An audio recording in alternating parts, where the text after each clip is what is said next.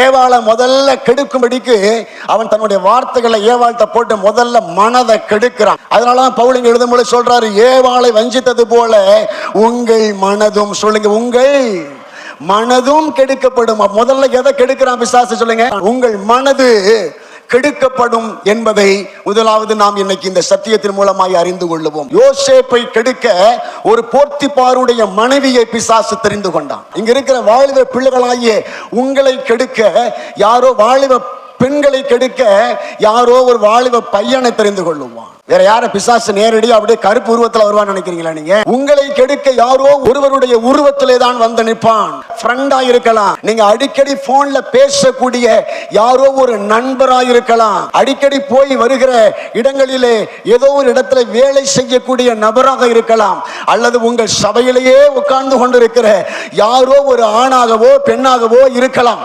அவர்கள் மூலம்தான் பிசாசு, சர்ப்பம் உங்களை வஞ்சிப்பான்.